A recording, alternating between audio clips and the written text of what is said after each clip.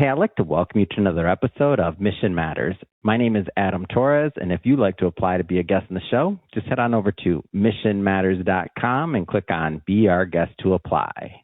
All right, so today I have Steve Carnevale on the line, and he's founding partner over at Blue Ash Ventures.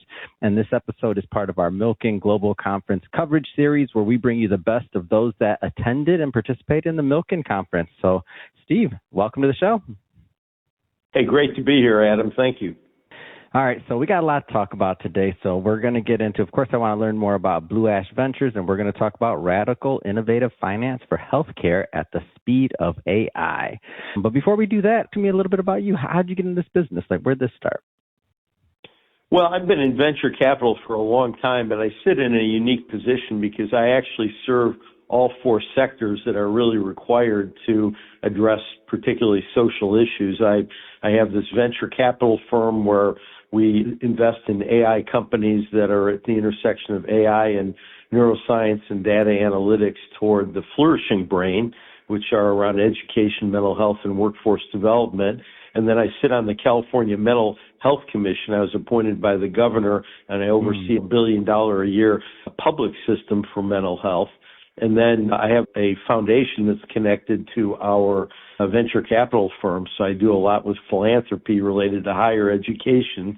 And then I started the UCSF Dyslexia Center, which brings neuroscience to education with cutting-edge brain research. And so I'm very involved in all four sectors.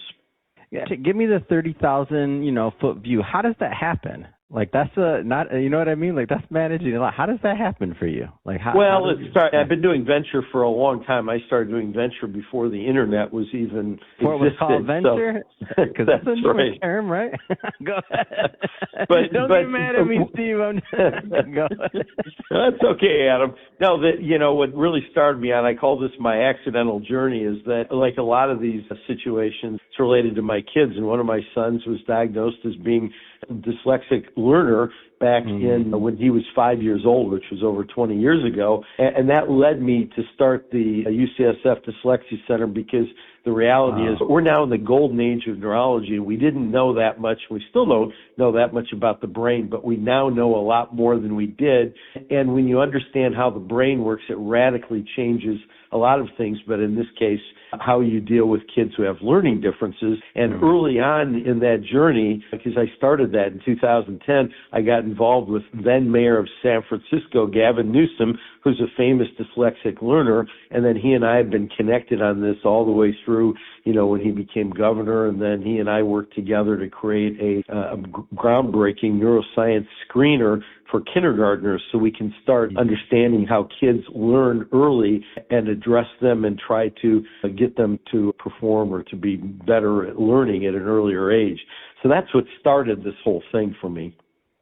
So shifting slightly here, I do want to talk about the Milken Conference a bit. So I know you were there this year. Have you been in the past? Like, what's the connection? Give me some of the backstory there. Yeah, I've been attending Milken conferences for a while because I have, Milken is this amazing organization that, again, works across all the sectors and has huge public impact. And I've spoken at a number of the summits over the years, but this particular year I was talking to the philanthropy group about the innovative financing work that I've been working on that's really related to healthcare. And there are a lot of problems in healthcare, and there are a lot of opportunities, but they all boil down to we could radically change the system with new innovative financing. So that's what I was talking about.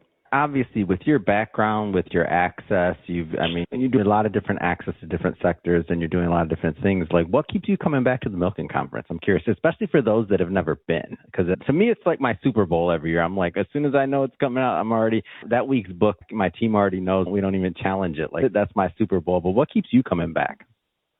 Yeah, that's a great question. Yeah, Milken's amazing, and that's a good analog for it, because there are important people that are in positions of power and influence and management from all over the world, and everybody there is so important that in a sense nobody is that important. It's a meritocracy, and so you meet people from all walks of life, and you get into all kinds of interesting conversations, and you get into impactful conversations. And at every summit I walk away with handfuls of people that I end up working together in order to change the system and improve how our public system serves the world.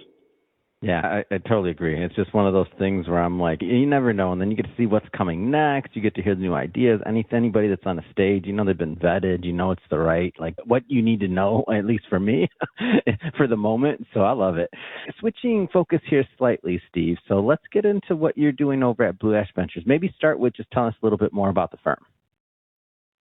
Well, again, we're taking advantage of this unique opportunity where AI is about to change the world, and we have this strong neuroscience background where we're now at this golden age of neuroscience where we understand the brain, and when you bring those together, and people think about that in the context of diseases, but what's not being addressed are the opportunities around the flourishing brain. The brain has this incredible power. Humanity has the ability to be unlimitedly expansive in terms of its creativity and its entrepreneurship and its ability to positively influence the world. And I focus on very practical ways around education and our positive mental health and well-being, and then a lot in the future of the workforce. And so we bring those all together and invest in very novel companies that can really change the world. And I don't want this question to sound too basic, but I do like to ask it because, we hear about AI all the time, right? And how it's changing different sectors, different areas, and it's become a buzzword for some. Some are just adding it it's become marketing for some, right? And they're not even necessarily doing it, but you add a couple tools and now you're powered by AI, right? But how do you see, and you can speak from the standpoint of Blue Ash Ventures or any of your four sectors, by the way, or any of the four sectors, how do you see AI affecting this, whether it be healthcare or otherwise? Yeah, we'll get into the healthcare sector and innovative financing, but broadly, anything you know about AI, just throw it out because it's all about the change. What people are thinking about with these tool sets and the large learning models is that's just basic. That's what we would call Gen 2. We're about to enter the world of Gen 3. Gen 2 is just a better search engine technology, but Gen 3 technology radically changes the way the systems themselves work. And in particular, you think about it in the context of workforce, and what you're going to see is you're no longer going to type much. It's going to all be agentic technology, which is speech. You're going to be speaking. You can talk to these computers and they talk back to you like they're humans, and through that you're actually radically changing the systems. I have a top 10 rule for what we call AI native companies. When they're operating at the speed of AI, here's what happens. Work stops being organized around function, coordination costs collapse, planning becomes continuous instead of periodic, the boundaries between thinking and doing disappear, organizations become smaller but more capable, the organizations start acting more like living systems, bottlenecks move upward, culture changes in unexpected ways, the real transformation is cognitive, and eventually AI stops being a department. It starts being an entire living, breathing system. And so every way in which we work today is going to change, and no longer are we going to have command and control management systems. We're going to be organizing the internet to do a lot of the work, and then we're going to be in a position to do the higher level, much more creative and strategic work where we're governing these systems. So for those 10, Steve, I got to ask, have you written a book on this yet or what? I'm just speaking about it. I haven't written a book yet. That's 10 chapters, man. Get on it. And you're like, I come on. Well, you're like, what happens when you come on Mission Matters? You're like, hold on, I come on this guy's show and now he's giving me work.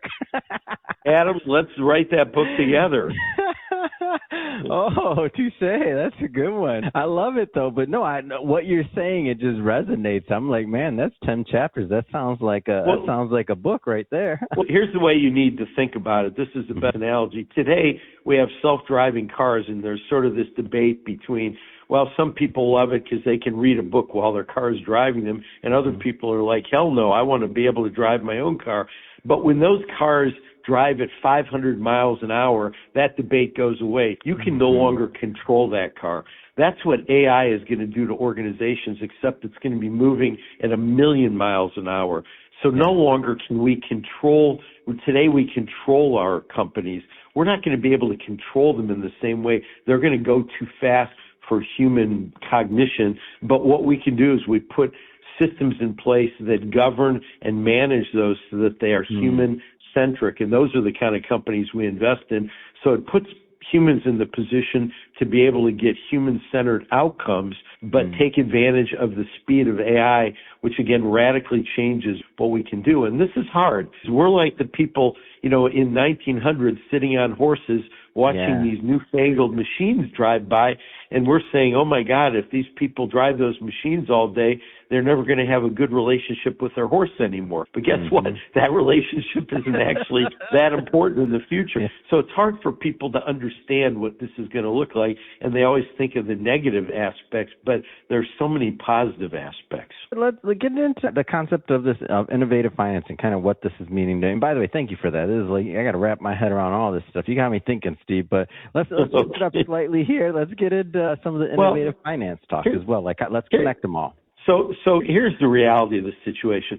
Our public sectors work well for something like the military. You think we have the greatest military in the world in the United States, and people may complain that it's expensive or whatever, but it works really well. Nobody says that about our public safety net. We don't talk about it in that way in healthcare. For example, where I do a lot of work in behavioral health, I just convened a bunch of experts and I went around the table. I said, on a scale of 1 to 10, how good is our system? And everybody agreed to a person. It was about a 3. The system is very broken. It is not delivering what we want. And there are a lot of reasons for that are a longer interview than this. But a lot of it goes to the fact that our financing systems do not match our needs. And what happens is a lot of money is available at the federal government to match state government, but the state governments operate on annual budgets. And what happens is they have a lot of money one year, they have a surplus, so they're spending on important things. And the next year they have a deficit and they cut way back. It's like saying, well, this year I'm going to feed my kids this year. Oh, next year we don't have enough money, so we're not going to feed our kids. I mean, it doesn't work like that. And so these problems are long-term human problems, and we need to have long-term finance solutions, which means we need to stop having the states running it out of their annual budget, and we need to start working it off the balance sheet, which means it becomes more of a debt structure. And if we do it that way, and I know this is technical for people who are really into finance, but we can reconstruct our finance system to be long-term, be debt-oriented, and match the system better. What that means is we don't get a mortgage on our house with our 1-year annual income. We take a 30-year mortgage. If we funded our house based on our current income, we would all be living in tool sheds. But that's effectively what we're doing in the healthcare system. So we don't have nearly enough funding to serve all of the needs and build the right system that we have in our healthcare systems. That's one of the major issues. The other issue is that we do innovation is primarily done through the venture capital system. So the federal government does a wonderful job. They spend $50 billion a year running research at universities all over the country, the best research in the world. But then what we do is we turn that system over to the venture capital community that has very high profitability requirements, and they cherry pick the few things to take to the public commercially. And there's all this great science that could serve humanity that sits on the cutting room floor because we don't build an innovation system to run it, which includes what I do. And so what I'm really advocating is that we get to a different level of innovative system, which again is more bond financing oriented. And if we dropped our return requirements from 20% to 5%, we could radically change the volume of all of the innovative financing that we can bring to the public. For example, people have rare diseases, but in today's world where we're driving toward precision medicine, everything looks like a rare disease, and we're not set up to fund those rare diseases because individually they're not a big enough market, so that people are suffering because we miss it. But we can change all that. It's literally just changing the way we finance these systems. Steve, I see why you're able to work across all 4 sectors. It's been wonderful having you on the show. If people are listening or watching this, and if they want to follow your work, connect on social, go to websites, anything else like that, how do they do that? Yeah, our venture firm is blueashventures.com, and I have a LinkedIn page, and I periodically post. I'm looking at maybe writing a book with this guy, Adam, and so just, look out for that. Oh, fantastic. And for everybody listening, just so you know, we'll definitely put some links in the show notes so that you can just click on the links and head right on over, connect with Steve. And speaking of the audience, if this is your first time with Mission Matters and you haven't done it yet, hit that subscribe or follow button. This is a daily show. You heard me correct. Each and every day, we're bringing you new content, new ideas, and hopefully new inspiration to help you along the way in your journey as well. So hit that subscribe or follow button. And Steve, been an absolute pleasure. Thanks again for coming on. Hey, thanks, Adam. Have a great day.